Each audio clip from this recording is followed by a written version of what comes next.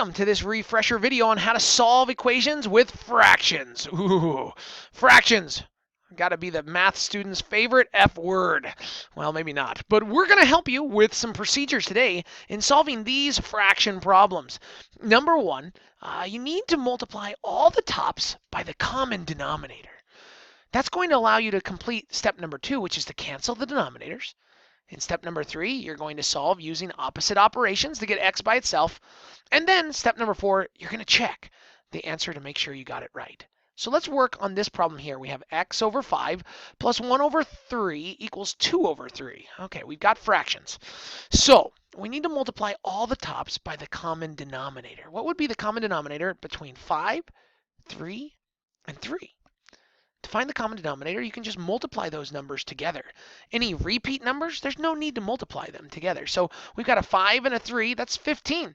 So all we need to do is use the common denominator of 15. And I'm going to multiply all the tops by 15. So here I'm going to get 15x.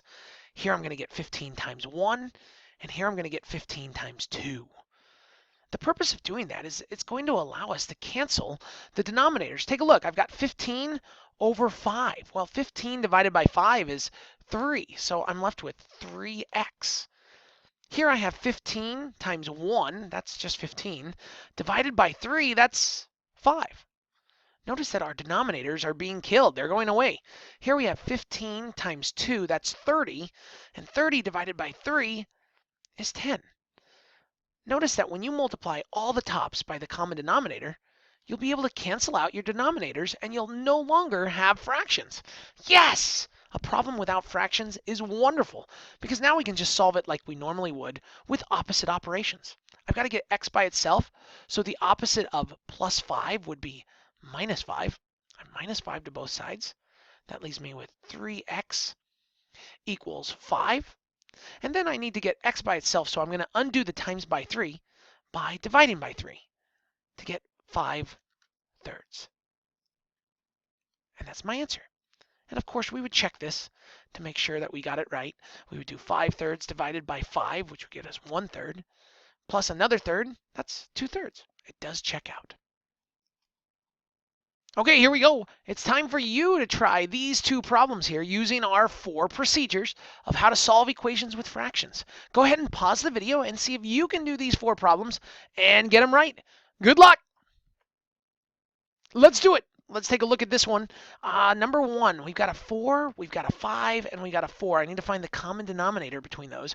4 times 5 is 20, so I'm going to use a common denominator of 20. If you picked 80, that's all right as well. You could have picked 80. But I'm going to use 20 here. So I'm going to multiply all the tops by 20. 20, 20, and 20. Okay, now this is going to allow me to cancel my denominators. So 20 divided by 4 is 5, and I'd still have the x.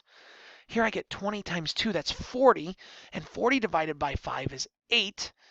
And here I get 3 times 20, that's 60, and 60 divided by 4 is 15. Okay, great. Now I need to get x by itself. So I'm going to do opposite operations here. I've got this minus 8. I'm going to do I got a plus 8. I need to do minus 8 to both sides. We always do the opposite. I get 5x equals 15 minus 8 is 7. I then am going to divide by 5. The opposite of times by 5 is divide by 5. And so I get x equals 7/5. And of course, you'd want to check your answer on that. Let's try this number 2 here. Ooh, common denominator. That's the first thing I got to find. So the common denominator between 3 and 4. We just got to multiply those together. That would be 12. Okay, I'm going to multiply all the tops by 12. 12 and 12. This is a top number here. You might want to think of this as 6 over 1, if that's confusing you.